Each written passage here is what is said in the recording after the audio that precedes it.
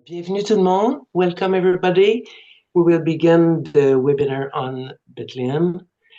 Euh, vous avez l'interprétation au bas de votre écran. Vous n'avez qu'à cliquer sur la petite terre et vous pouvez choisir votre langage anglais ou français.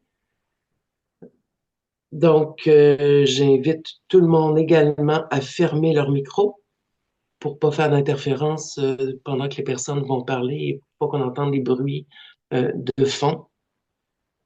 Donc, j'aimerais tout d'abord faire une reconnaissance territoriale. Alors, nous aimerions commencer par reconnaître que le siège social de développement et paix Caritas Canada est situé en territoire autochtone, lequel n'a jamais été cédé. Nous reconnaissons la nation Kanien'kehá:ka comme gardienne des terres et des eaux sur lesquelles nous nous réunissons aujourd'hui. Tiohtià:ke, Montréal, est historiquement reconnu comme un lieu de rassemblement pour de nombreuses Premières Nations et aujourd'hui une population autochtone diversifiée ainsi que d'autres peuples y résident.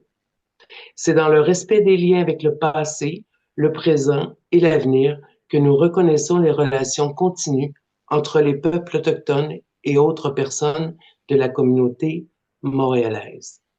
Pour ceux et celles qui le souhaitent, là, je vous invite à noter dans le chat sur le nom du territoire sur lequel vous vous retrouvez. J'inviterai maintenant Nagui Desmiennes à nous offrir la prière d'ouverture. Bonjour tout le monde. Commence peut-être par une prière, un extrait de la prière du pape François pour la paix qui a été partagée octobre 2024. Au nom du Père, du Fils, Saint-Esprit. Amen. Amen. Marie, regarde-nous, nous sommes ici devant toi. Tu es mère, tu connais nos labeurs et nos blessures. Toi, Reine de la paix, tu souffres avec nous et pour nous. En voyant tant de tes enfants éprouvés par les conflits, angoissés par les guerres qui déchirent le monde. Mère, seuls nous n'y arriverons pas, sans ton Fils. Nous ne pouvons rien faire, mais toi, tu nous ramènes à Jésus, qui est notre paix. C'est pourquoi, Mère de Dieu et notre Mère, nous venons à toi. Nous cherchons refuge en ton cœur immaculé. Le peuple fidèle t'appelle, l'aube du salut. Mère, ouvre les fenêtres de lumière dans la nuit des conflits. Toi, demeure de l'Esprit Saint, inspire des chemins de paix en dirigeant les nations. Toi, Mère de tous les peuples, réconcilie tes enfants séduits par le mal, aveuglés par le pouvoir et la haine. Toi qui es proche de chacun, réduis notre éloignement. Toi qui as compassion de tous, apprends-nous à prendre soin des autres. Toi qui révèles la tendresse du Seigneur, fais de nous les témoins de sa consolation. Mère, toi, Reine de la paix, répands en nos cœurs l'harmonie de Dieu. Amen. Amen. Merci beaucoup, Nagui. J'aimerais maintenant, la façon dont on va procéder, il va y avoir trois courtes présentations de personnes qui travaillent à Développement et Paix puis qui ont été à Bethléem un peu avant les fêtes de Noël. Puis après ça, on aura la chance d'entendre Dalia, qui est une activiste qui est en Cisjordanie et que j'aurai le plaisir de vous présenter tout à l'heure. Alors, j'aimerais en premier lieu présenter Luke Stocking. Luke Stocking est le directeur général intérimaire de développement et paix Caritas Canada depuis septembre 2024. Il s'est joint à notre organisation en tant qu'animateur en 2006, après avoir obtenu une maîtrise en théologie du St. Michael's College de l'Université de Toronto. Avant son poste actuel, il était directeur de l'engagement du public depuis 2022. Au fil des ans, Luke a effectué des visites solidaires dans plusieurs pays et plus récemment en Palestine. À toi la parole, Lou. Merci Hélène. Je vais faire mon présentation en anglais. Alors, pour les francophones, si vous voulez choisir l'interprétation, je vous donne juste une seconde pour le faire. So I will be doing my presentation in English. I'm just going to share my Alors, screen. je passe au français, à l'anglais, pardon, dit Luke. Et pour ceux qui ont besoin d'interprétation, Hope everybody can see my vous screen. allez la chercher, mais sans doute que vous Good. entendez déjà. Well, Alors, vous I would like to share devrez voir mon why écran. J'aimerais d'abord we made this mission expliquer to pourquoi Bethlehem, to Palestine, on at the a beginning of organisé December. cette mission à Bethléem We received début décembre. in the Alors, on a fall reçu, the à invitation letter l'automne, that you are seeing on a on the reçu une screen lettre right now. d'invitation que vous voyez à The l'écran en ce invitation moment. of the C'est Latin patriarch l'invitation of du Jerusalem, patriarche His Beatitude Cardinal Pierre de Battista Jérusalem, Pizzaballa, and you see the photo of Pier Nagy and Battista myself with him Piazzaballa. when we Et arrived in on Bethlehem. nous voit donc dans la And when photo we avec received this Nagui letter, et to lui. there was an Donc, opportunity quand on a to reçu attend this cette joint partners lettre, meeting on nous a um, invités à online participer à by cette Zoom. rencontre en And ligne we aussi, really par Zoom. reflected on On a bien réfléchi well, you know, à ça. naturally the easiest, the cheapest way Évidemment, would be la to just façon la plus attend on simple Zoom et and, moins coûteuse, c'était simplement de but participer via Zoom. with everything, with the security Mais situation, we also had a lot avec happening. la We situation had aussi team en meetings matière de happening sécurité, il y avait in beaucoup December de at the choses same qui se time. There was a passaient, des lot rencontres that said aussi it did not d'équipe, make sense for travail us to d'équipe go. au mois de décembre. Et on s'est dit But que upon c'était reflection difficile on pour nous d'y aller PR's development and maintenant, peace d'y aller Caritas and en what our présentiel. mission is and why we do Maintenant, en what we do, it réfléchissant à ce became qu'on est, clearer développement and et clearer paix, that we Caritas had to go Canada, notre and be there mission, in ce que person. l'on fait, And I on s'est actually want to dit, thank il va our falloir qu'on y executive aille, on va y director, aller Carly, en personne. who Et je is here with remercie us notre today. He's on mat leave, directrice, but he's joined us. directeur I want to thank him because exécutif, it was his words Karl, that made me convinced that we, qui est yes, en we congé had to do this maladie mission. maintenant, And there wasn't mais c'est anything vraiment profound lui about qui what nous you a said, Carl. You just said convaincus à you partir en have mission. to go.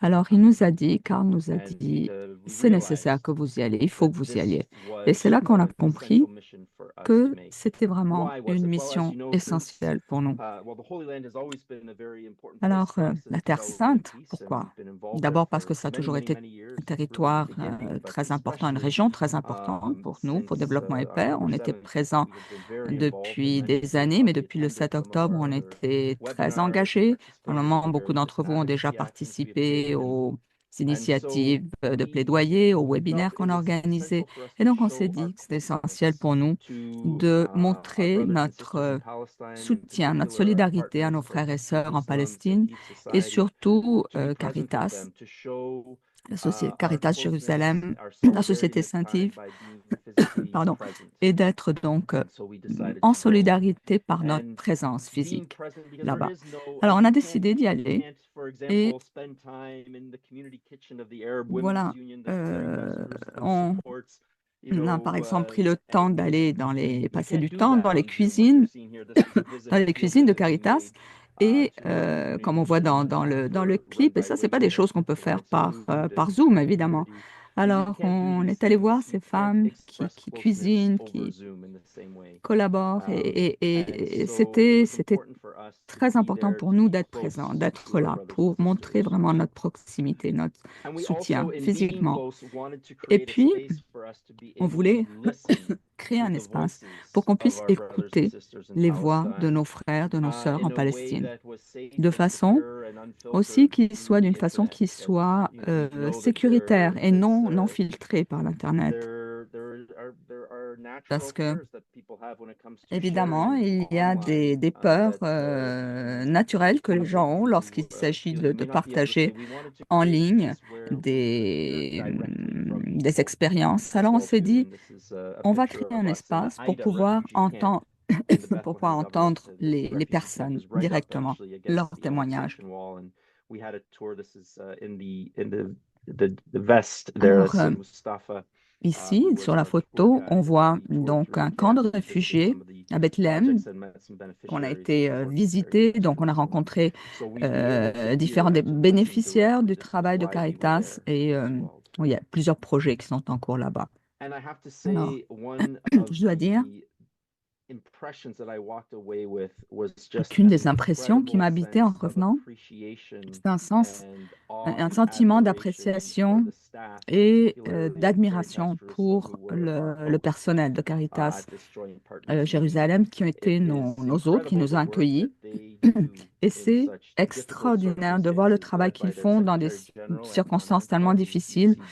Et avec le secrétaire général Anton Asfar qu'on voit à gauche, c'était extraordinaire. C'est vraiment formidable de voir le travail qu'ils faisaient dans des circonstances très difficiles. On a une présentation sur le plan stratégique qu'ils lançaient lors de cette rencontre conjointe avec les partenaires. Alors imaginez que nous, Développement et Paix, on a notre propre plan stratégique. On sait combien c'est complexe de lancer un plan stratégique quand on n'est pas dans une zone de guerre. Alors imaginez dans ce contexte-là, c'était vraiment inspirant de voir la professionnalité avec laquelle ils ont fait ce travail et l'intégrité et la passion avec laquelle ils l'ont fait. Donc, on a eu quelques présentations et on était limité dans notre, comment dire, dans nos déplacements. On était dans la zone de Bethléem et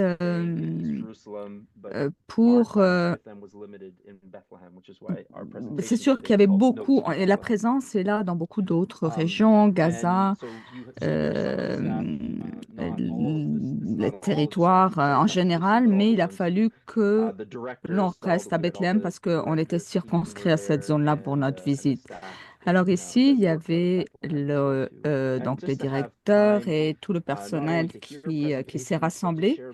Donc, on a pris le temps, pas juste d'écouter les présentations, mais de rencontrer le personnel, de se déplacer avec eux, voyager avec eux. Et ça, c'est vraiment au cœur de notre mission comme développement et paix, de notre philosophie aussi. C'est parce qu'on est sur le terrain, on est une organisation humaine de solidarité et dans ça, les relations humaines sont essentielles. Et approfondir ces relations pendant la mission, c'était aussi notre objectif. Alors, on peut raconter beaucoup de témoignages et en voici un, donc Rames, qui est responsable du service d'urgence à Jérusalem.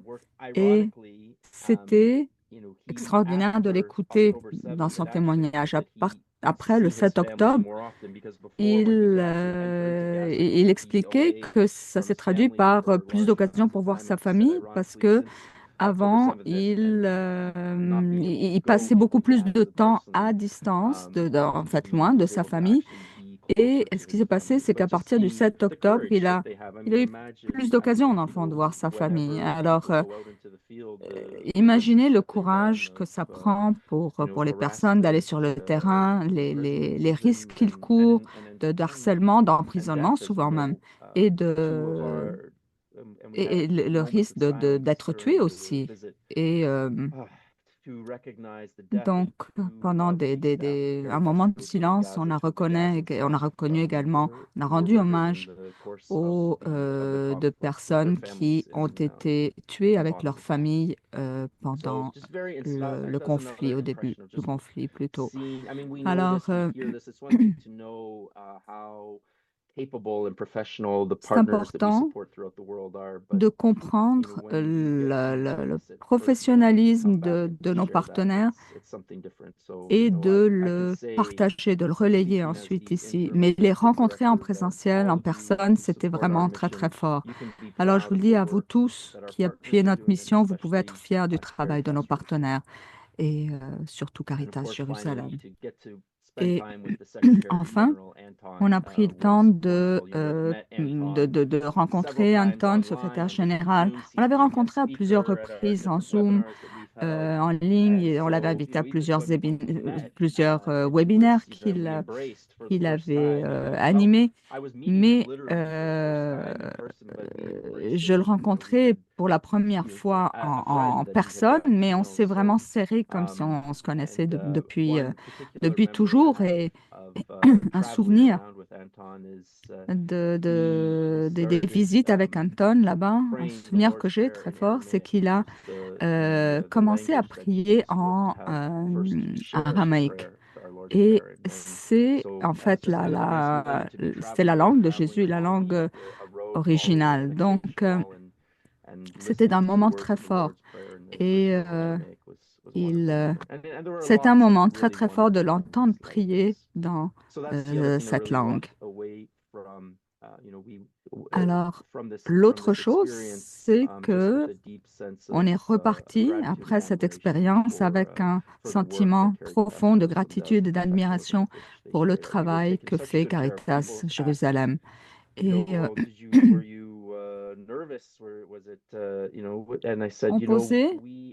on nous posait la question, est-ce que vous êtes un peu anxieux alors que vous faites ce voyage là-bas? Et je dois dire qu'on a répondu chaque fois la même chose, qu'on était vraiment dans les mains de nos partenaires et on avait confiance qu'on était en bonne main.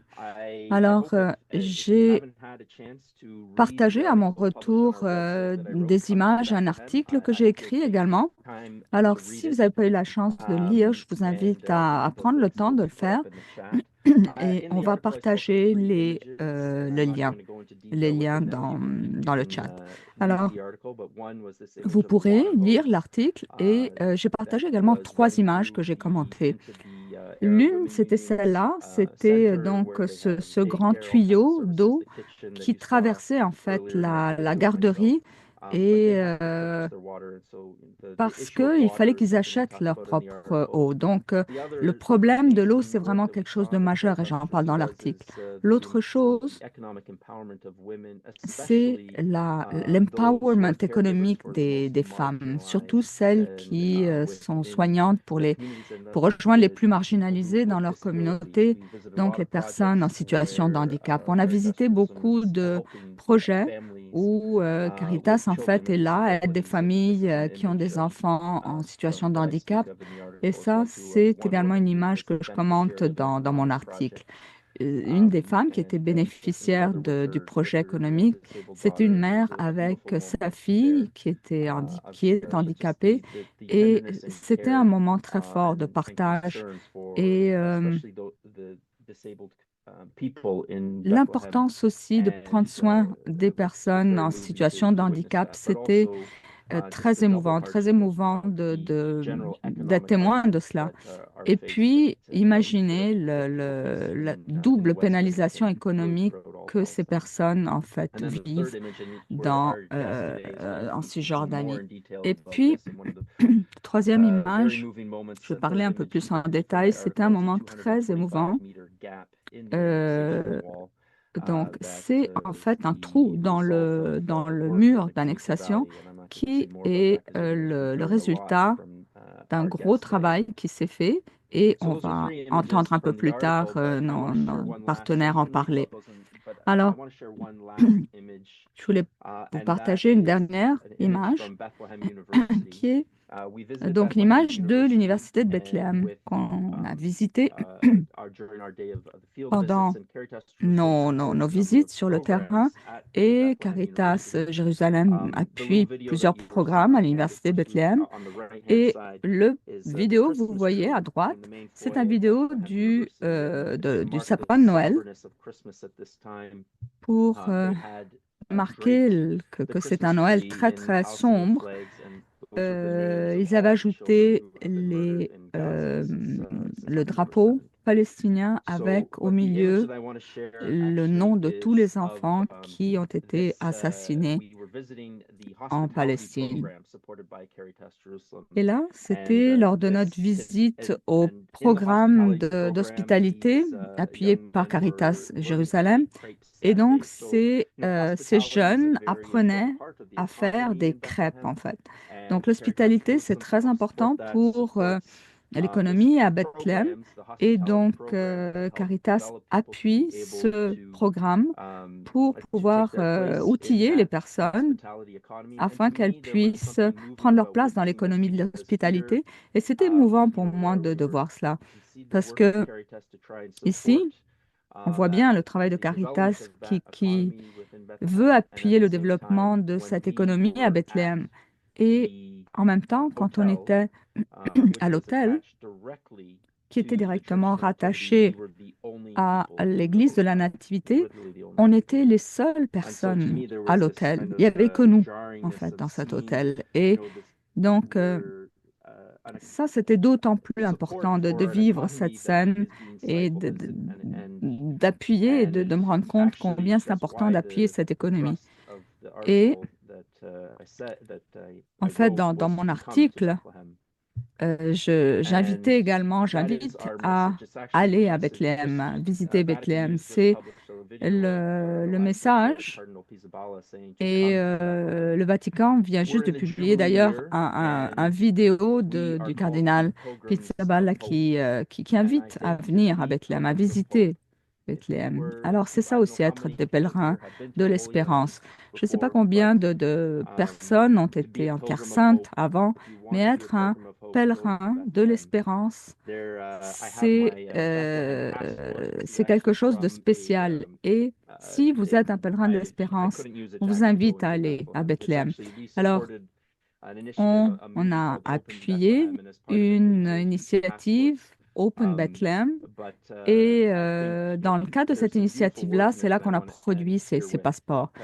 Et le message, c'est qu'on est tous des citoyens de Bethléem. Et les mots, je vais juste les lire ou les partager. Ceux qui portent ce passeport avec eux sont des citoyens de Bethléem. Ils reconnaissent que cette ville ancienne offre beaucoup au monde, à faire la lumière au monde et à tous les peuples qui adhèrent aux valeurs, à nos valeurs, puissent-ils rester amis de Bethléem, emprisonnés, et puissent-ils aider Bethléem à rester vivante. Et nous vous remettons donc à vous, porteurs de ce passeport de l'espérance. Alors, je ne peux pas dire naïvement que c'est sécuritaire d'aller à Bethléem, mais on a besoin de gens courageux qui soient prêts à aller, à montrer leur courage, à être présents et à être solidaires. C'est la raison pour laquelle je vous encourage vraiment à être solidaires aussi sur le terrain. On peut évidemment faire des dons, être présent de différentes façons, mais être des pèlerins de l'espérance cette année, Merci beaucoup, Lou. c'est Merci de d'autant nous plus avoir important. présenté le Et la travail meilleure façon de le exceptionnel faire, qui est c'est fait d'aller actuellement visiter par nos partenaires Bethléem. à Bethléem en Cisjordanie, particulièrement le Caritas Jérusalem. Je vais maintenant inviter Minas Kirawala, qui est notre conseiller anglophone en communication et relations publiques depuis 2019. Il est titulaire d'une maîtrise en politique environnementale de la London School of Economics et d'un diplôme en journalisme de l'Université Concordia. Avant de se joindre à Développement Épais Caritas Canada, Minas a travaillé comme journaliste à la CBC. Il a fait des recherches et écrit de nombreux articles sur la Palestine au cours de la dernière année et écrit beaucoup plus d'articles que seulement sur la Palestine. Alors, Mina, je te donne la parole.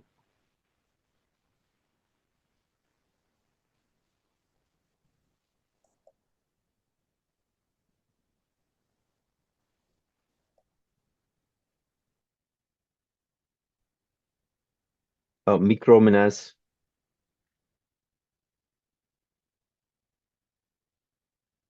Juste attendre, Minas ouvre son micro.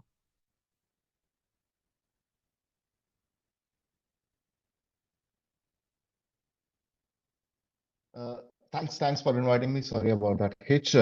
Merci.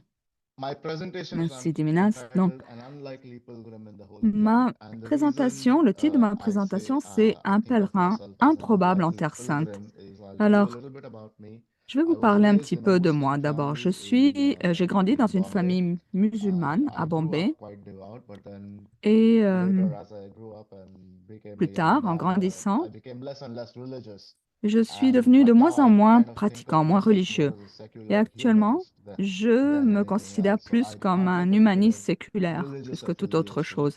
Donc, je n'ai So pas that une in itself is affiliation what makes me an religieuse particulière. pilgrim in the Holy Land. ce qui fait de moi un pèlerin improbable en Terre Sainte, comme le titre le dit. Alors, en tant que journaliste,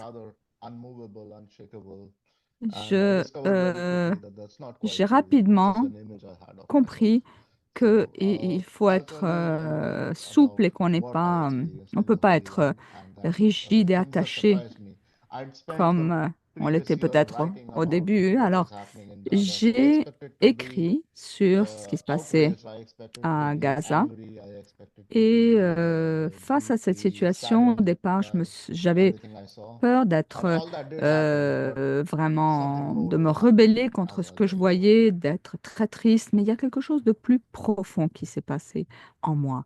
Et je vais vous le dire dans cette présentation. Donc, alors que je grandissais, j'étais à une école jésuite, j'avais beaucoup d'amis chrétiens et les choses qu'on faisait souvent, donc on préparait un, en fait, on préparait avant Noël, un calendrier de l'Avent. Alors, on organisait plusieurs activités avant Noël et je me souviens que à certaines occasions, surtout à la période de Noël, j'étais souvent frappée par la beauté des vitraux autour de moi. Quand j'étais petit, ça m'avait toujours marqué. Et ça, c'est un des vitraux que j'ai vu alors que que j'allais vers l'hôtel à Bethléem. Et en fait, le lobby de l'hôtel était vraiment très, très proche de ce vitrail. Et donc ça, c'était vraiment devant moi, hein. Je pouvais pratiquement toucher ce vitrail. Et j'ai vécu ça comme une expérience très, très spéciale. Et donc l'hôtel était juste à côté de l'église de la Nativité. Et donc, c'était une expérience toute spéciale que d'être au cœur de l'action, dans le fond. Maintenant, le premier jour, quand on est arrivé, on avait un petit peu de temps libre et Nagui nous a amenés, nous promener dans la Jérusalem ancienne. Et donc, ça, c'est une image de moi et Nagui alors que nous marchons. Et c'était une expérience assez spéciale parce que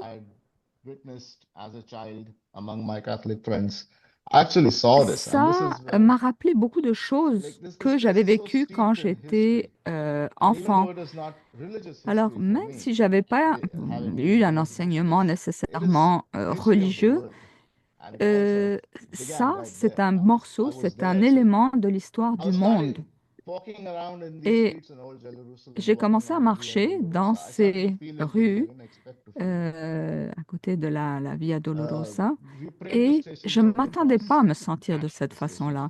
Donc, on a suivi les différentes stations de la croix et c'était une expérience profonde. Ici, Nagui et Lou lisaient, faisaient des lectures à chacune des stations et moi, mon travail, dans le fond, c'était de suivre avec la caméra.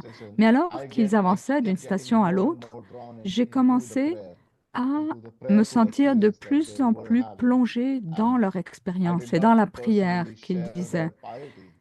Je ne pouvais pas vraiment partager leur piété, mais je sentais qu'il y avait quelque chose qui bougeait en moi et j'étais émue à un niveau qui était inattendu pour moi. Et ici, donc ça, c'est la pierre sur laquelle avait été posé le corps du Christ. Et la Nagui et Luc se sont arrêtés en prière et j'étais profondément émue. Et je suis revenue à l'expérience de la spiritualité que j'avais vécue quand j'étais enfant et que j'avais un petit peu perdue le long du chemin. Alors, je ne m'attendais pas à vivre un retour à mon enfance à ce moment-là. Mais il y a vraiment quelque chose de bizarre, d'inattendu qui s'est passé à ce moment. Alors, je voulais vous partager cette photo parce que c'est un des lieux où je me suis retrouvée et j'étais absolument incapable de bouger ou de parler. Et c'était une expérience vraiment euh, bizarre, inattendue pour moi. Ici, c'est le lieu en fait où le Christ a été crucifié. Et maintenant encore, alors que je vous raconte et je commente cette image, je suis encore troublée. Luc est à côté de moi et pourra témoigner de ce moment. J'étais tellement émue, j'étais émue aux larmes en fait. Et ça, je ne m'en attendais pas. Alors, en tant que musulman, j'ai toujours entendu qu'il fallait être fort et il fallait pas céder aux sentiments ou pleurer. Mais il y a vraiment quelque chose qui s'est passé en moi. C'est un lieu très spécial. Jésus était là et il est mentionné dans le Coran aussi. Donc j'ai commencé à faire tous les liens dans mon esprit et j'étais vraiment incrédule au début, mais tout ce qui s'est passé en moi à ce moment-là, c'était inattendu, c'était imprévu. Je pensais que j'allais faire des photos et c'est tout, j'allais documenter, mais en réalité, j'étais vraiment paralysée pratiquement. Nous avons également décidé que, étant donné que nous étions là et que c'est l'endroit où tout s'est passé, on avait décidé que nous allions devoir rendre hommage aussi aux sites musulmans et juifs. Alors, on est allé au mur des lamentations, nous avons offert nos prières, nous avons eu des moments de silence avec nos amis juifs et ensuite on est allé à la mosquée à Alexa. Et en fait, ce qui s'est passé pendant la journée, tout le monde a le droit d'y aller, mais vers la nuit, ils ferment le site et seuls les musulmans ont le droit d'y aller. Et nous trois, nous rendions dans la direction. Luc était en avant et quelqu'un lui a demandé, est-ce que tu es musulman? Et il a dit oui. Oui, prouve-le. Récite la shahada, c'est la déclaration de foi en islam. Et bien sûr, Luke ne la connaissait pas. Si j'avais été le premier dans le groupe, j'aurais l'aurais fait, mais Luke ne connaît évidemment pas la déclaration de foi musulmane, donc on n'a pas pu y aller. Heureusement, nous avons trouvé un endroit où nous avons eu une merveilleuse vue du dôme. Et en fait, c'est un genre d'hôtel qui est géré par des Autrichiens. Donc, on est allé sur le toit de ce monastère chrétien pour avoir une vue de la coupole du dôme. Donc, c'était une expérience assez particulière. Voilà l'église qui est juste à côté de notre hôtel et derrière, en fait, c'est là que Jésus est né. Donc, une expérience intéressante. Une fois, je me suis levée un peu tôt. J'ai décidé de me rendre là et il y avait aussi un prêtre orthodoxe. Et bon, je voulais attendre que le sermon soit fini pour rentrer. Et j'ai eu une conversation avec une des personnes et il m'a demandé quelle était ma dénomination chrétienne et je dis aucune. En fait, j'ai été élevée en tant que musulman. Et il m'a enlacé. Il a dit, nous sommes frères, les musulmans et les chrétiens, nous sommes frères. Et ça, c'est la terre sacrée. C'est là, la terre sainte, c'est là où ça s'est passé. Et sur une base quotidienne, côte à côte, les musulmans, les chrétiens qui sont finalement opprimés de la même sorte font face aux mêmes défis. C'était très touchant.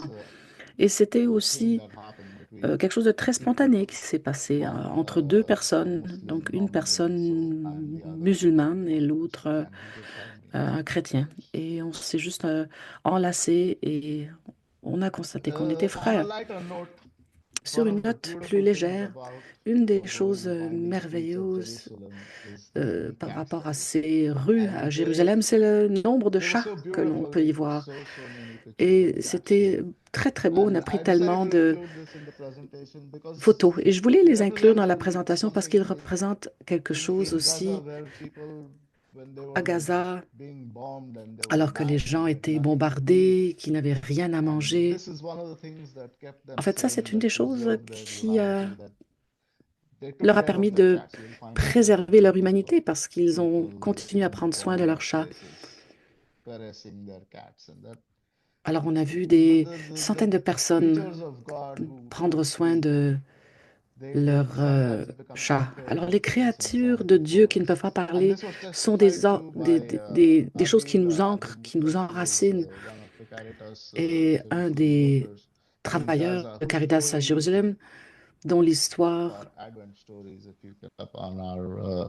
nous a vraiment beaucoup frappé et qu'on a mis sur notre site web. Et elle a parlé du fait que prendre soin de son chat a été une des choses qui lui a permis de continuer à vivre. C'était une des rares choses dans son passé, avant la guerre, qu'elle pouvait faire et qu'elle faisait et qu'elle aimait faire et qu'elle a pu continuer à faire aussi après.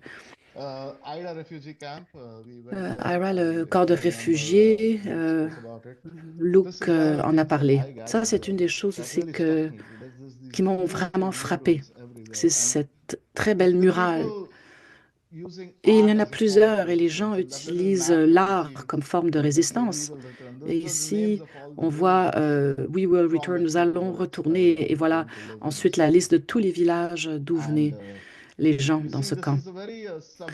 Alors, vous voyez que c'est une façon subversive. Donc, ils ne peuvent pas parler haut et fort, ils ne peuvent pas manifester, protester. Donc,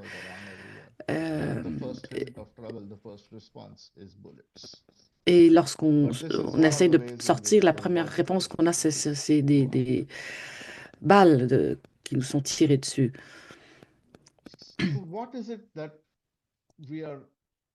Alors, contre quoi luttons-nous? Lorsqu'on parle de Gaza, de ce qui se passe aussi en Cisjordanie, lorsqu'on parle d'exclusion, d'apartheid, de nettoyage ethnique, de crimes de guerre, de génocide, il y a des gens qui ont été aussi loin que de parler de génocide. Alors peut-être que c'est tout ça, et peut-être que c'est ça en partie ou rien. Je ne suis pas un expert juridique, mais pour moi, ce qui m'a frappé, c'est la finalement déssacration des terres saintes. C'est un endroit saint, c'est d'où viennent les foi monothéiques, de traditions abrahamiques. Et c'est la réalité aujourd'hui. Ce sont les soldats qui sont dans les rues, qui intimident les gens. Alors, c'est très triste.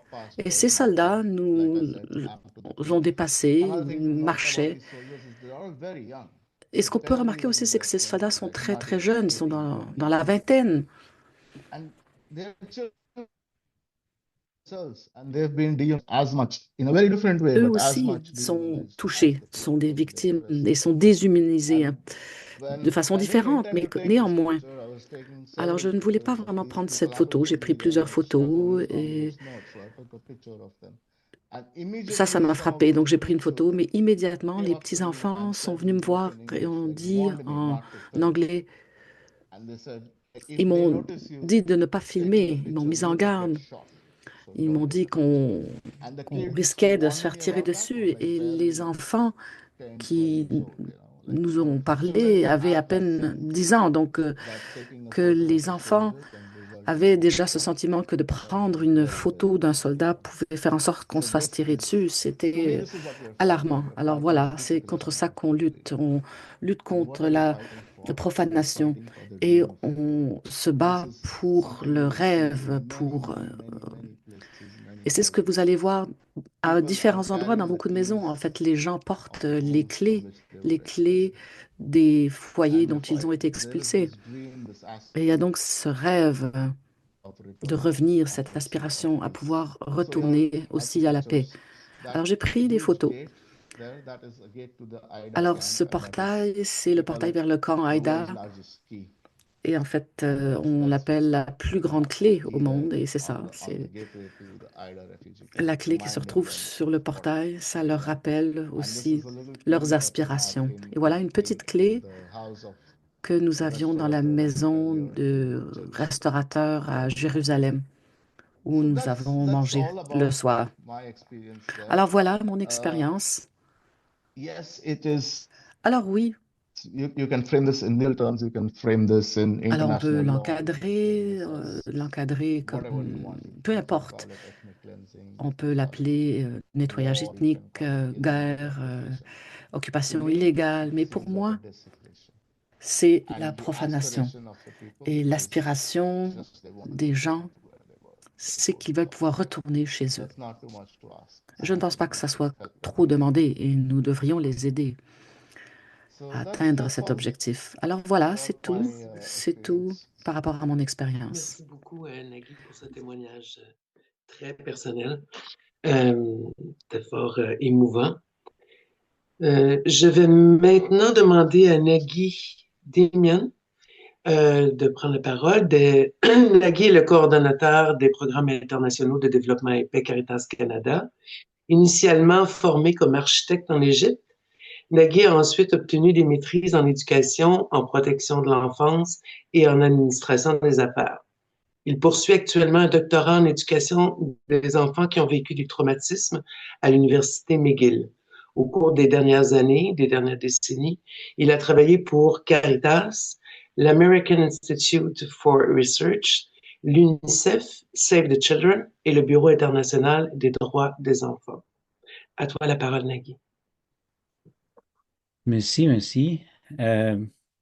Merci à tout le monde d'être présent avec nous et d'avoir cette possibilité de partager avec vous tout ce qu'on a vécu pendant ce voyage.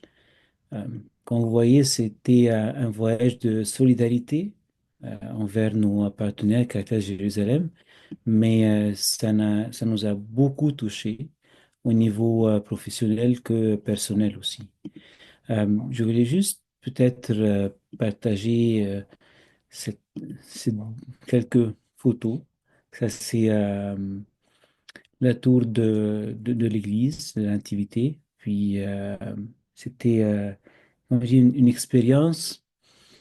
Quand on est parti, quand on a décidé de partir, l'idée c'était on veut passer et vivre un message de solidarité avec Caritas Jérusalem, avec nos collègues euh, avec qui nous avons partagé plusieurs années, mais surtout une dernière année où on les a vus vivre et passer par des moments très, très, très, très difficiles.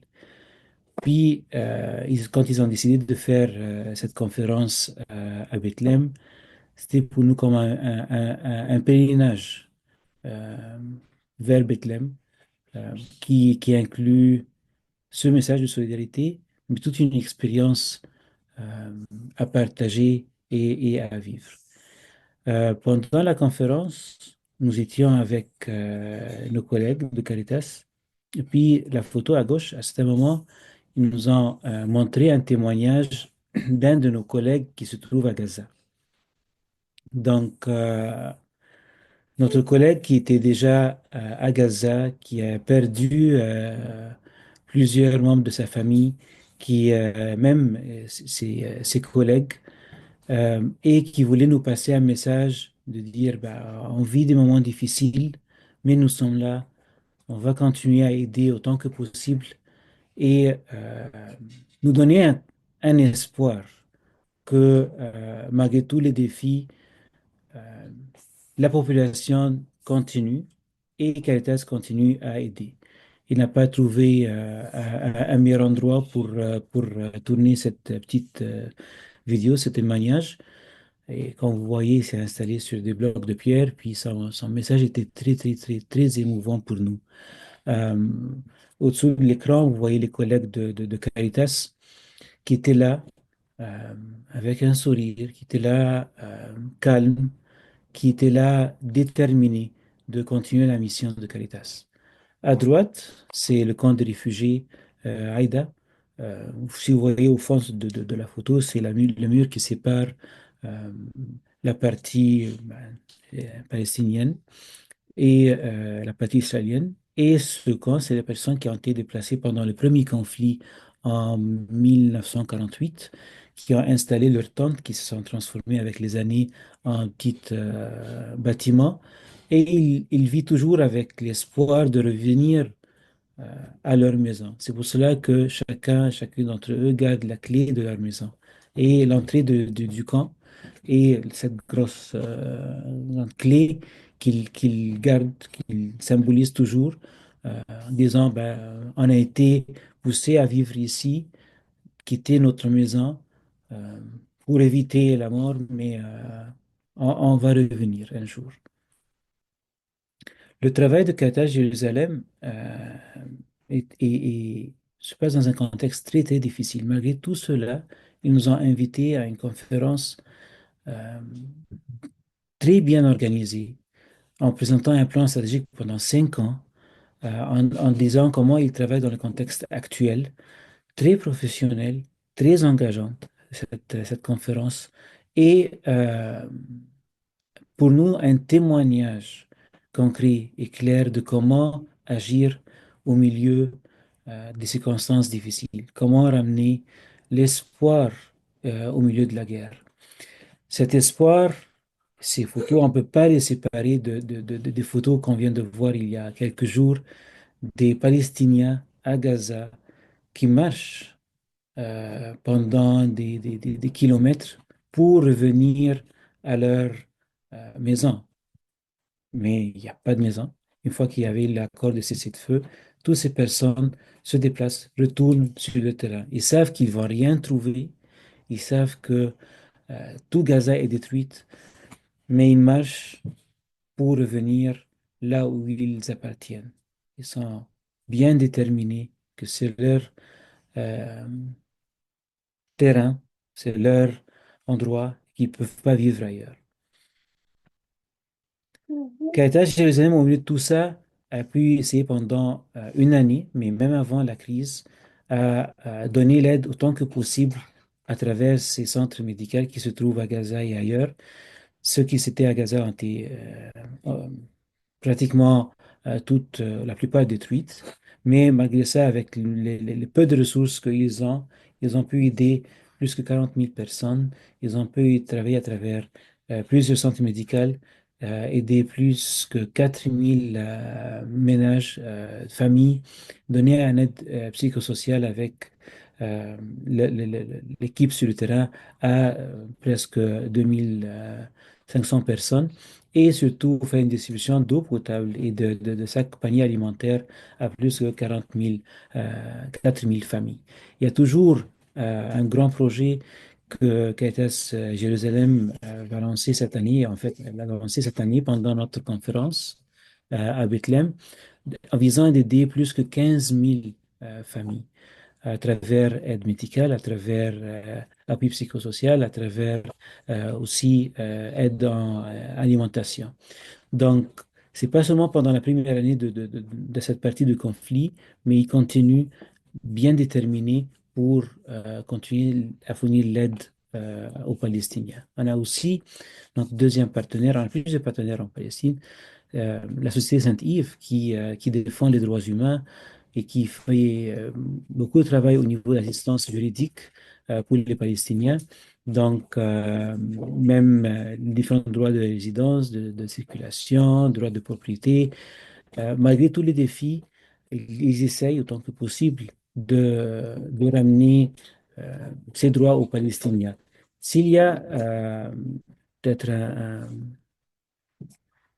un témoignage personnel à vous partager. On était à Bethléem. La photo qui est à gauche, c'est dans l'église de la Nativité.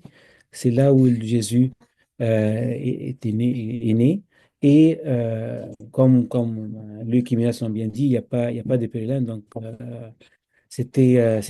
eu un bon moment de prière. Et puis, il n'y a personne dans l'église.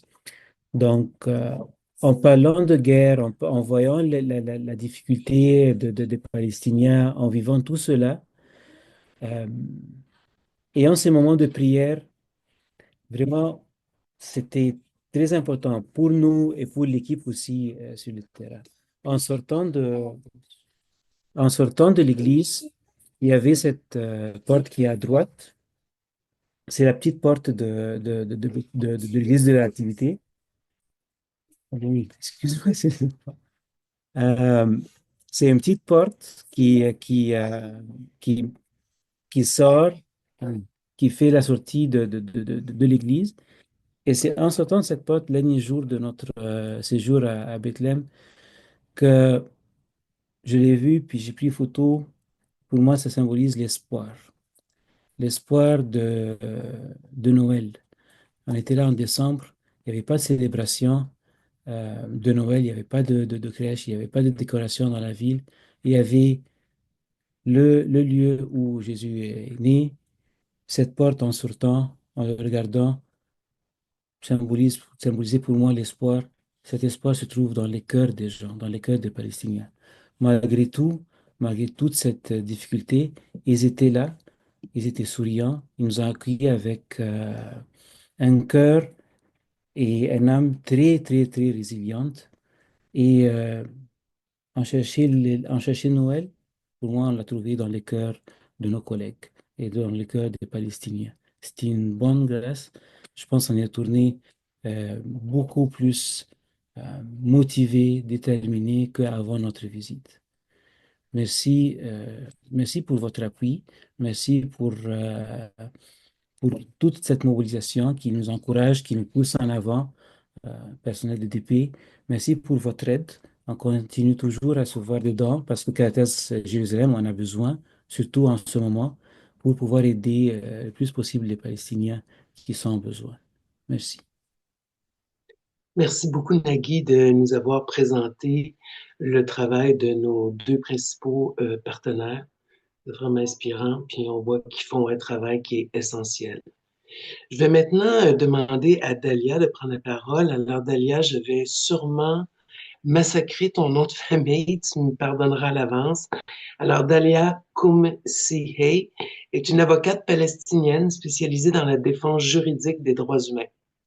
Elle est titulaire d'une licence en droit de l'Université de Birzeit en Palestine et de diplôme avancé en droit international et en administration internationale de l'Université de Paris 1 Panthéon-Sorbonne.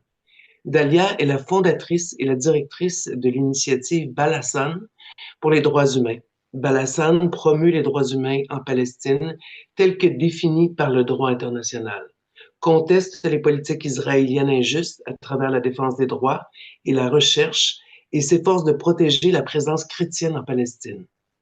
Avant de lancer Balassan, Dalia était consultante auprès de diverses organisations palestiniennes de défense des droits humains, dont notre partenaire, la Société Saint-Yves. Dalia, je t'invite à prendre la parole. Merci, thank you. Good Merci, morning. bonjour. C'est bonsoir en Palestine. Alors, merci de m'accueillir à cette session en ce moment particulièrement important. Merci, Hélène, pour ton introduction. Effectivement, nous vivons dans des temps de détérioration significative ici en Palestine par rapport à la situation humanitaire qui était déjà difficile bien avant ce conflit. Et je vais y revenir sous peu, mais tout d'abord, j'aimerais brièvement présenter le travail que nous faisons dans notre organisation. Palestine est une initiative des droits de la personne qui est basée à Bethléem. C'est une organisation relativement jeune. Nous avons été formellement établis en 2021 et le nom Palestine est le mot arabe pour un arbre autochtone qui a existé pendant des milliers d'années en Palestine et qui est même mentionné aussi dans la Bible. Depuis des temps immémoriaux, nous avons utilisé les feuilles pour un baume médicinal pour guérir différents maladies. Alors, ça symbolise aussi notre lien à la terre en tant que Palestiniens et chrétiens et réfléchir sur la philosophie que peu importe ce que nous faisons finalement, c'est notre contribution pour guérir les injustices qui, en fait, sévissent dans nos terres bien-aimées en Palestine. Un de nos domaines clés de travail, c'est d'élever la voix des Palestiniens chrétiens et sensibiliser sur notre situation tout en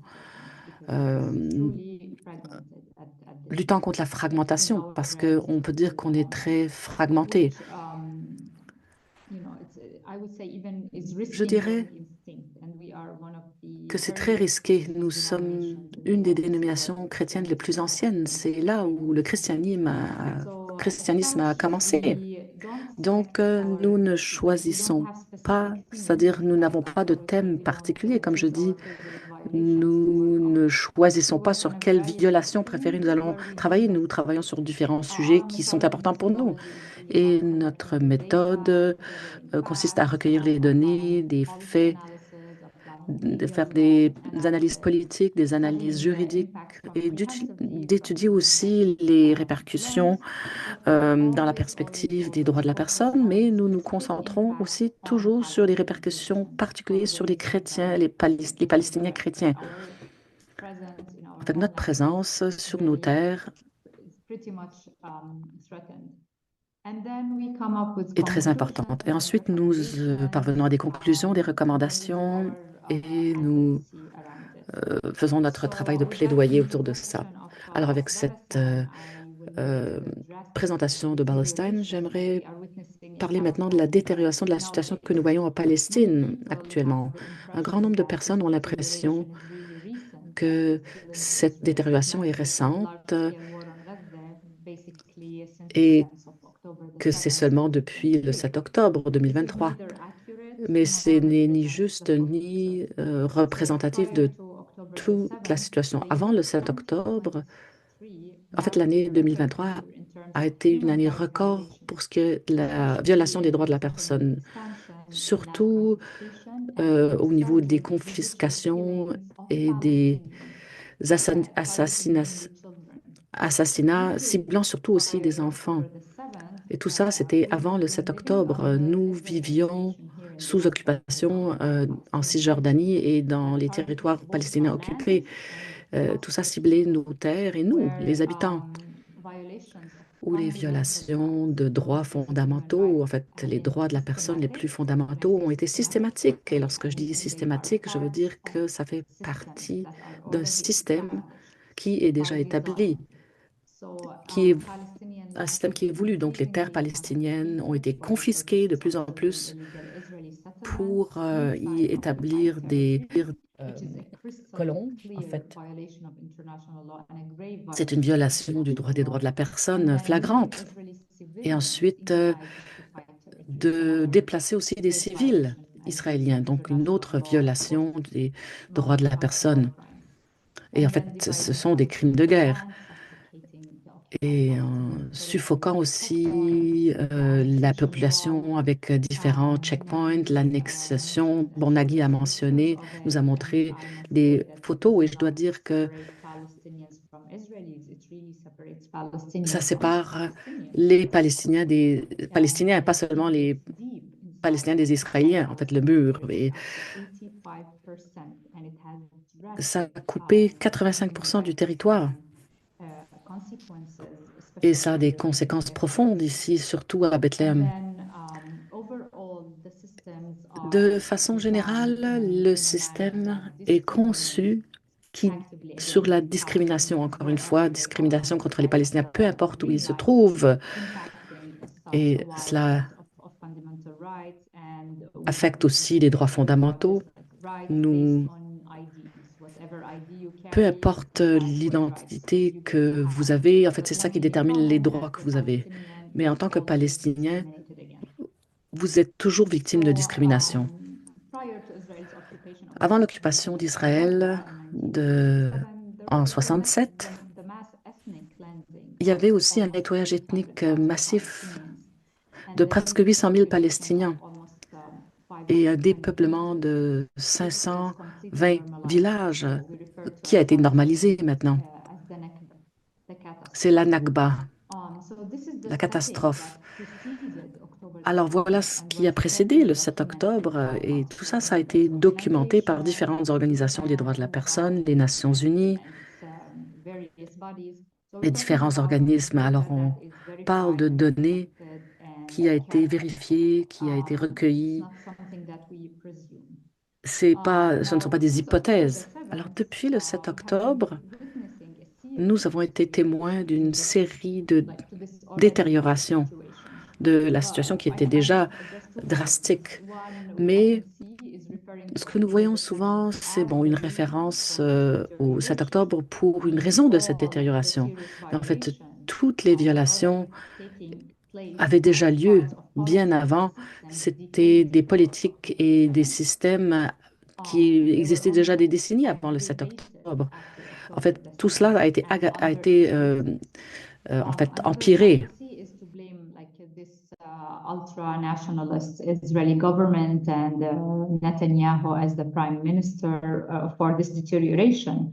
Now, while they are truly responsible for the deterioration, they did not introduce any Donc new oui, policies. il y a eu une détérioration, mais aucune nouvelle politique a été introduite. Toutes les violations et les politiques qui permettaient la systématisation de cette situation, en fait, existaient déjà et se sont aggravées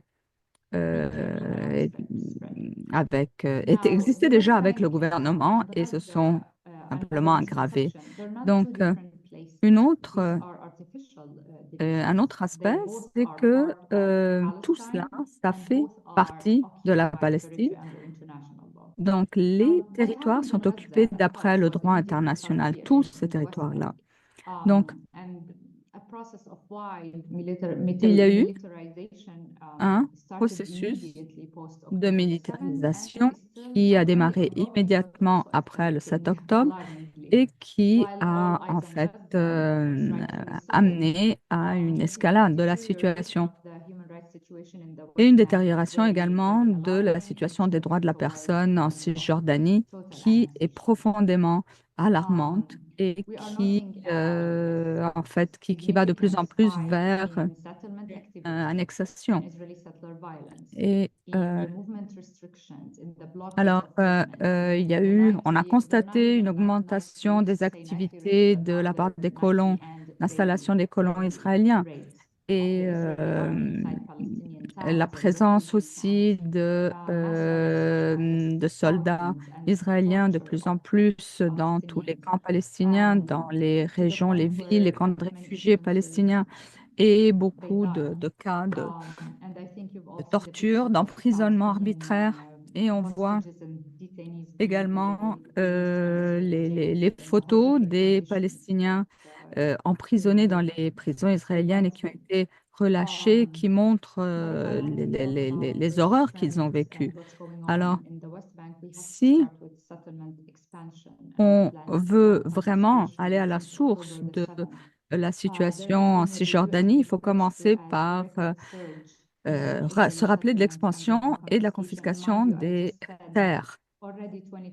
Et donc tout cela, ça remonte à bien avant le 7 octobre. Donc il y a eu l'année même d'avant, et c'était une année record au niveau des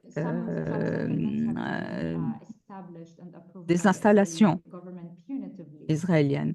Alors certaines de ces installations de colons israéliens ont été établis ou appuyés par le gouvernement israélien comme punition. Donc, comme celui, par exemple, l'installation qui, en fait, a été discutée lors... je vais revenir là-dessus après. Alors, en 2023, il y a eu à peu près 2000 unités de construction qui ont été approuvées sur les terres occupées.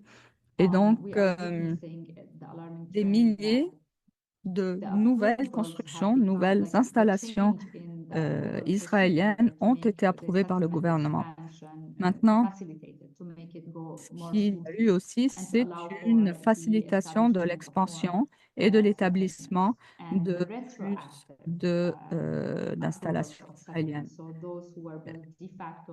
Et puis, le gouvernement israélien agit également par un système d'approbation rétroactive des nouvelles installations de la part des colons. Donc, ça aussi, ça a aggravé la situation. Maintenant, on compte à peu près 900 points de contrôle des checkpoints dans toute la Cisjordanie et on le voit, c'est visible au quotidien. Alors déjà, avant, c'était compliqué parce qu'il y avait beaucoup de points de contrôle pour entrer à toutes les villes palestiniennes. Mais maintenant, on voit ces points de contrôle même au sein des villes même. Donc, on est de plus en plus confinés. C'est très difficile d'aller de Bethléem à Ramallah. Et sans exagération, c'est vraiment très risqué de se déplacer d'une ville palestinienne à une autre maintenant. Et les colons israéliens, ce ne sont pas simplement des édifices, c'est tout un système qui s'installe. Et évidemment, ces initiatives sont appuyées par le gouvernement israélien. Et donc, il y a des expansions euh, d'implantation, il y a des nouvelles implantations et toujours avec la défense et l'appui de la part du gouvernement. Et on voit une escalade de la violence. On parle de 35 attaques contre les Palestiniens par jour depuis, depuis le 7 octobre. Et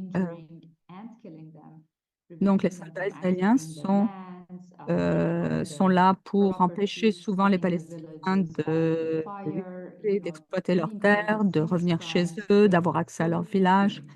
Et tous ces crimes sont perpétrés en totale impunité. Et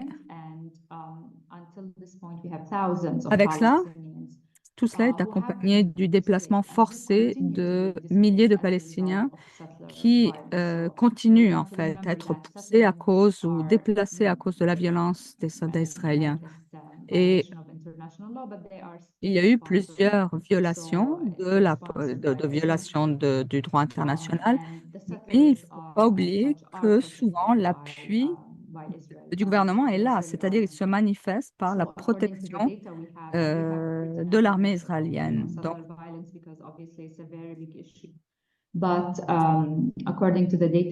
d'après les données qu'on a, on a 800 nouvelles milices de colons qui ont été mises sur pied, donc armées et appuyées la- par le gouvernement.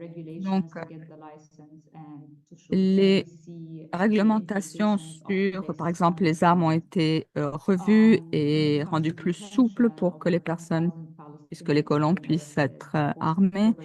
Et quand on regarde les statistiques, plus de 10 000 Palestiniens ont été arrêtés à partir après le 7 octobre. Et on trouve beaucoup de témoignages assez effrayants du traitement des prisonniers. Et ces cas sont documentés. On est témoin également d'utilisation de frappes aériennes pour attaquer les camps palestiniens, attaquer les camps de réfugiés, l'utilisation des bulldozers également pour détruire les infrastructures, comme on l'a vu dans le nord de la Cisjordanie. Tout cela pour dire qu'il y a une détérioration sérieuse de la situation et on s'approche de plus en plus de l'annexation, qui est l'objectif ultime. Alors, comment est-ce que l'on définit l'annexation? Je ne veux pas aller dans la définition juridique, le jargon juridique, mais essentiellement, c'est l'extension de la souveraineté du pouvoir occupant sur le territoire qui est occupé et c'est totalement interdit par le droit international. Il n'y a aucune dérogation permise. Euh, il n'y a rien qui puisse justifier cela. Donc ça, c'est quelque chose qui n'est même pas débattable. Et vu le contexte actuel de la politique, l'élection de Trump aux États-Unis, tout cela, c'est une base solide qui fait que l'annexation est un risque très élevé. Et tout cela, ça nous ramène à la réalité de la population palestinienne qui vit déjà de fait une situation d'annexation. Alors, pour ces violations, il n'y a rien qui est récent. Tout cela remonte aux politiques d'occupation israélienne qui ont toujours été en vigueur. Et en fait, ce qui s'est passé, c'est qu'il y a eu une accélération de tout cela depuis cette dernière année et demie. Et donc,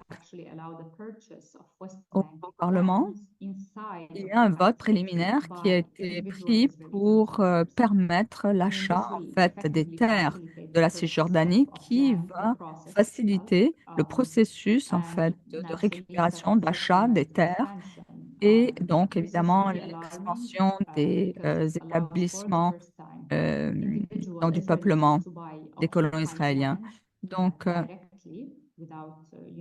maintenant, les Israéliens peuvent occuper ces terres directement sans attendre que ce soit les compagnies qui s'installent ou que ce soit l'armée qui ouvre le chemin. Donc maintenant, quand on parle de propriété des terres, ça devient très difficile ensuite de renverser la situation une fois que la propriété est déclarée sur ces terres occupées. Maintenant, vous avez certainement eu des nouvelles des camps de réfugiés dans le nord de la Cisjordanie avec la conséquence de la destruction de centaines de maisons et l'assassinat de plusieurs dizaines de Palestiniens et le déplacement forcé de 20 000 personnes. Maintenant, si on revient à ce webinaire sur Bethléem, il faut garder à l'esprit la particularité de la ville de Bethléem. C'est la ville où on a une population de chrétiens palestiniens très, très élevée. Donc, une concentration de chrétiens palestiniens qui se trouvent à Bethléem. Et parce que c'est la ville où Jésus est né, c'est la ville où la population chrétienne palestinienne, en fait, s'est toujours concentrée, surtout maintenant.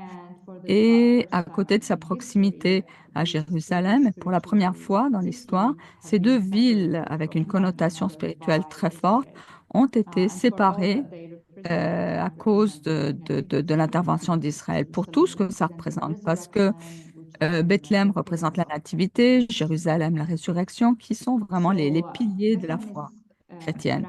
Alors, Bethléem est entouré par le plus grand nombre dans tout le territoire de points de contrôle, de checkpoints et de murs de protection. C'est très, très contrôlé. Les mouvements sont très restreints et contrôlés. Et maintenant, il y a une cinquantaine de checkpoints, peut-être même plus maintenant. Par exemple, mon fils ne peut plus aller de la maison à l'école parce qu'il y a un nouveau point de contrôle qui a été installé sur le chemin entre la maison et l'école avec des soldats et des colons qui président. Et donc, tout ça, c'est des sources de stress, d'anxiété. Donc, maintenant, c'est plus juste des points de contrôle entre les villes palestiniennes, mais également à l'intérieur des villes. Maintenant, les parties ouest de Bethléem est sous grosse menace d'annexion. Et Luc montrait l'image où on voyait donc cette barrière jaune. Et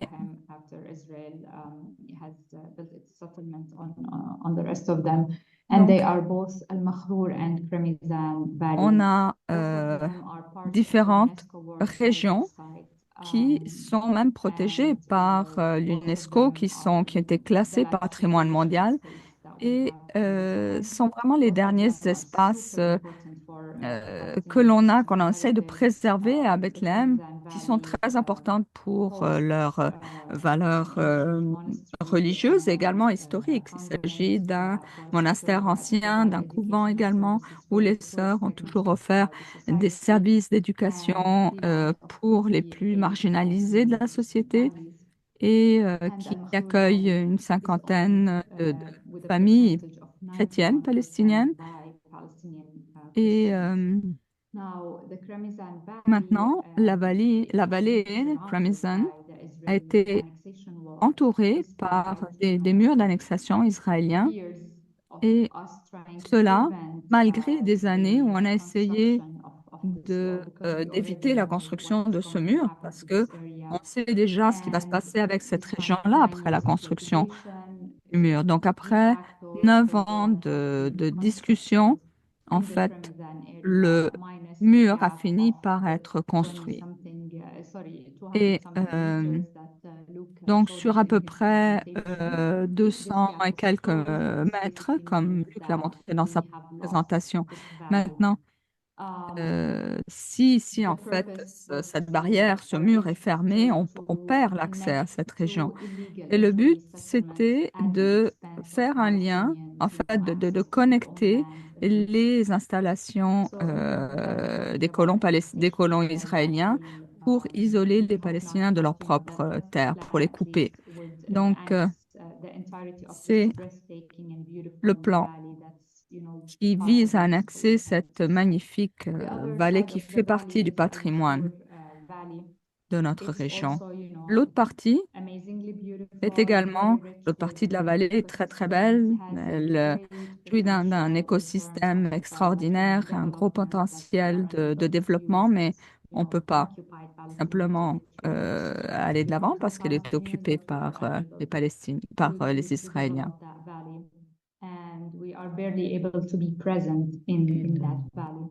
Sommes présents dans cette vallée. En fait, on parle de l'annexion et de l'infrastructure. Et il y a toute cette zone tampon, il y a l'infrastructure. Alors, ils construisent des routes qui ne desservent que les établissements des colons et ils élargissent encore une fois pour... Et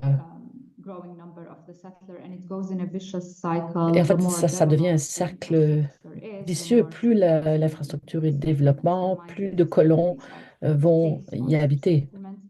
Et c'est parrainé par l'État. Donc, ceux qui veulent vivre dans ces colonies, sur les territoires occupés, reçoivent des incitatifs de la part du gouvernement israélien, donc qui subventionne des services, des logements.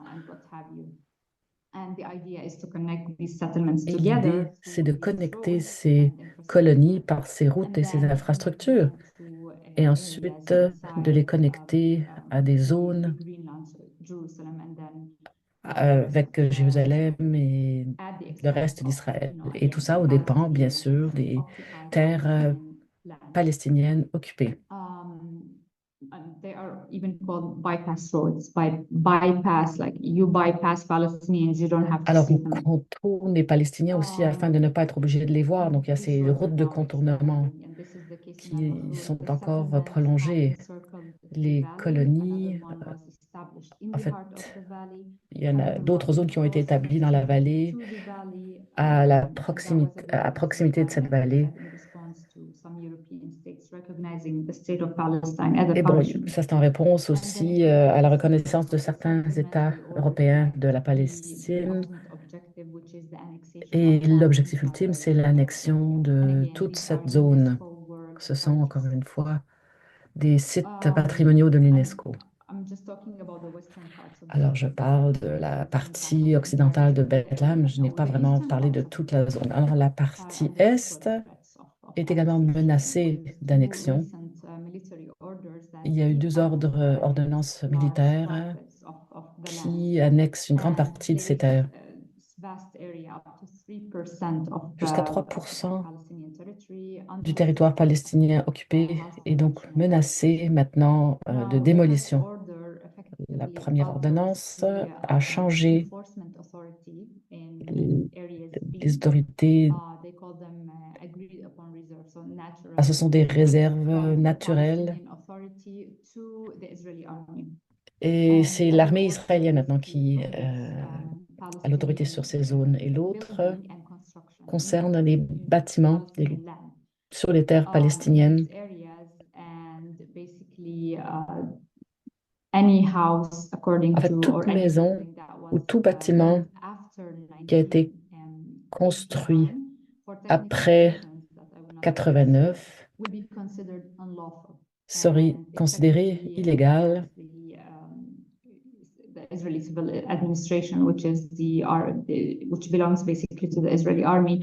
en fait, ça appartient à l'armée israélienne. Donc, ils ont l'autorité de démolir des constructions palestiniennes. Donc, ça concerne tous les bâtiments qui ont été construits après 89. Ou non, excusez-moi, non, après 89. Les nouvelles tendances qui sont également très alarmantes, c'est d'étendre ces ordonnances de démolition à des zones. Bon, normalement, les démolitions sont dans les zones C. Maintenant, c'est des zones A et B aussi. Et le contexte, c'est que ces maisons sont considérées comme étant dans les zones tampons de cette mur d'annexion.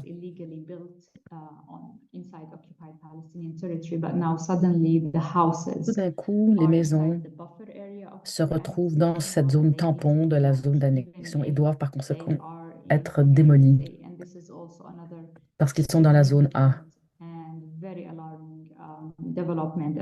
Et c'est un développement très alarmant. Toutes ces ordonnances de démolition qui émises.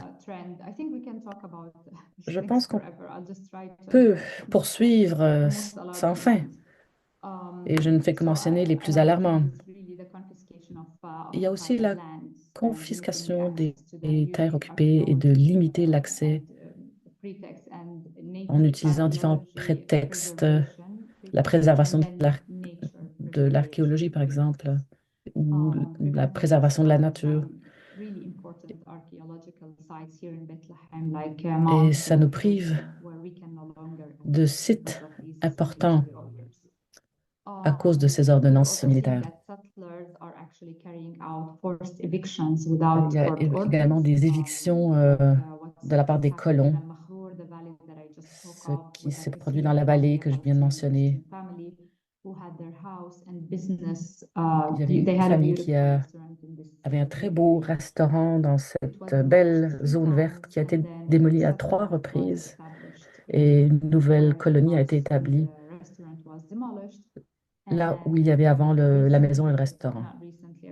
Récemment, en fait au mois de juillet de 2024, ils ont été chassés par les colons sans ordonnance du tribunal. J'ai parlé donc de l'ouest et de l'est de Bethléem et du sud. Et la situation est également très drastique. Dans le sud, il y a des agressions quotidiennes de la part des colons contre les familles qui y résident. J'ai reçu des rapports quotidiens. Et c'est très dangereux aussi. Nous avons besoin d'un programme pour couvrir toutes les atrocités quotidiennes qui ont lieu. Au sud de Bethléem, il y a des attaques vicieuses et l'objectif est de chasser les familles. J'ai reçu un rapport hier de colons qui ont planté le drapeau israélien et pour réclamer finalement ces terres.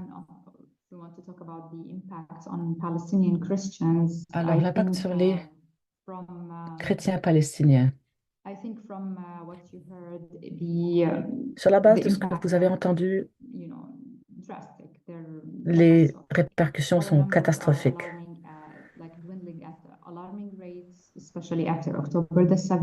Après le 7 octobre, nous avons...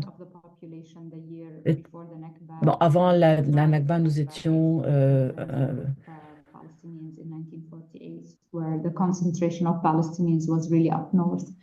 Alors, la concentration des Palestiniens était dans le nord. L'interprète s'excuse, le son est horrible.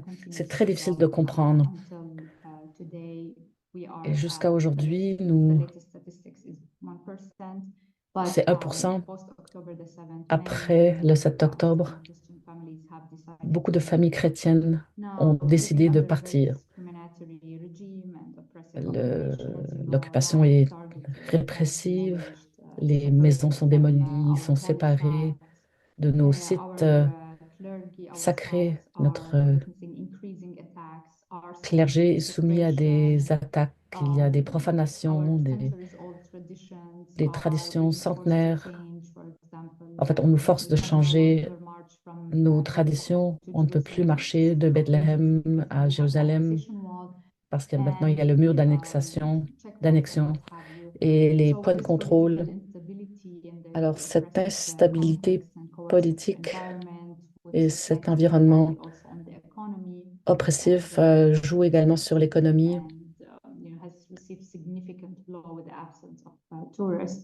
Et bon, il y a beaucoup moins de touristes. Et tout cela explique aussi que les gens quittent la région. Je ne pense pas qu'il me reste beaucoup de temps.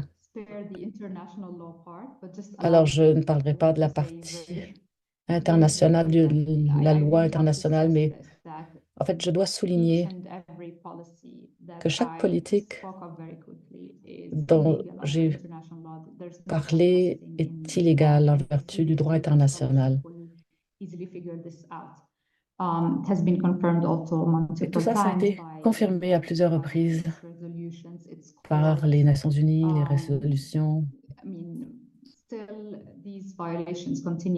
Ces violations se poursuivent.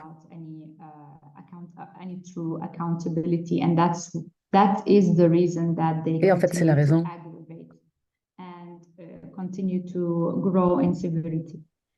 pourquoi ces problèmes se perpétuent. Est-ce que je peux peut-être avoir une conclusion de 2 minutes? Mon intervention reflète cette situation déplorable, mais je ne veux pas finir sur cette note négative. Face à cette grande injustice où il y a de si grandes violations à une telle échelle, de façon si systématique, nous devons garder l'espoir. Je pense que l'espoir, c'est un engagement de continuer à lutter. Chacun d'entre nous a un rôle à jouer, mais surtout les gens de foi. Il faut, dans cette théologie toxique qui justifie les atrocités et les systèmes d'oppression,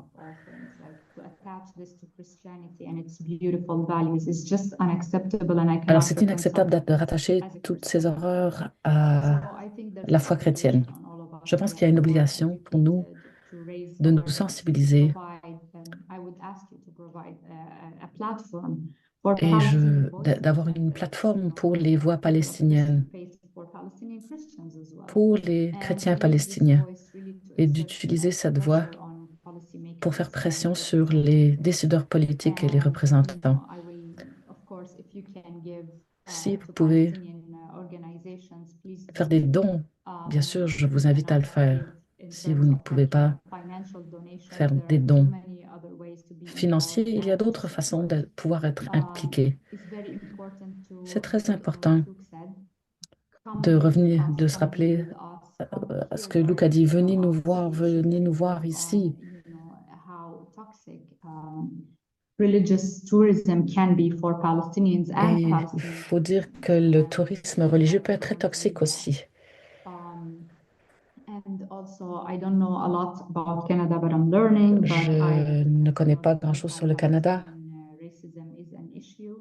Je sais que le racisme contre les Palestiniens est un problème. Je vous invite à le combattre.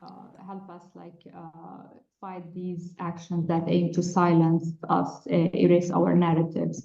Aidez-nous à faire entendre notre voix. And their allies, by the way, not only Palestinians. We cannot accept. On ne peut pas accepter de normaliser la dépossession et l'oppression des Palestiniens. Sur ce, je pense que je vais conclure maintenant. Merci. Merci, Dalia. Je pense qu'on t'aurait écouté pendant des heures. Tes propos sont fort pertinents et surtout, nos médias ne parlent que de Gaza.